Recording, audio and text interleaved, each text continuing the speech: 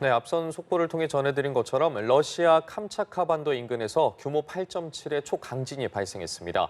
일본 기상청은 태평양 연안에 최대 3m 높이의 지진 해일, 쓰나미 경보를 발령했고, 미국도 괌과 하와이 일부 해안에 주의보와 경보를 발령했습니다. 네, 국제부 취재기자 연결해서 자세한 내용 들어보겠습니다. 강은나래 기자. 네, 유럽 지중해 지진센터 등에 따르면 현지 시간으로 오늘 오전 9시 24분쯤 캄차카반도 동쪽 바다에서 규모 8.7의 지진이 발생했습니다. 이 여파로 일본 태평양 연안에 쓰나미 경보가 발령됐습니다. 일본 기상청은 이날 우리 시간으로 오전 9시 40분쯤 홋카이도와 혼슈 태평양 연안부에 쓰나미 경보를, 규슈와 시코쿠 태평양 연안부와 홋카이도 북부 등에는 주의보를 각각 내렸습니다. 쓰나미 주의보는 높이 1m 이상, 경보는 높이 3m 이상 쓰나미가 올 것으로 예측될 때 발령됩니다. 앞서 홋카이도부터 규슈에 이르는 태평양 연안에 쓰나미 주의보만 내렸으나 쓰나미가 당초 예상보다 더 높아질 것으로 보고 예상 지역의 절반 이상에 다시 경보를 발령한 상태입니다.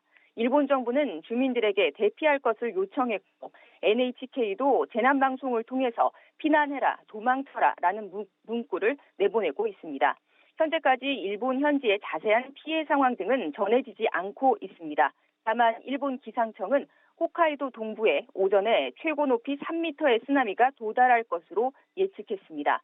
일본뿐 아니라 미국 지질조사소도 괌과 하와이 등에 쓰나미가 예상된다며 1에서 3m 높이의 쓰나미 주의보와 경보를 발령했습니다. 특히 하와이 호놀룰루 비상관리국은 파괴적 쓰나미가 예상된다면서 해안에 대피령을 내렸습니다. 네, 그렇다면 일본과 인접한 우리나라는 지진 여파에서 안전한 겁니까? 캄차카반도에서 발생한 강진의 여파는 한반도 동해안까지 일부 미칠 것으로 전망됐습니다. 한국과 북한의 동해안에 0.3m 미만의 쓰나미가 예보됐습니다. 오늘 오후 3시쯤 울릉도 주변의 수위가 올라갈 것으로 예측됐습니다. 기상청은 높은 물결이 한반도까지 밀려오는데 시간이 소요되는 만큼 우리나라에는 큰 피해가 발생하진 않을 걸로 예상했습니다. 한반도와 캄차카반도 간의 거리가 있는 데다가 사이에 일본이 있어서 지진 해일이 오더라도 약하게 올 것이라는 분석입니다.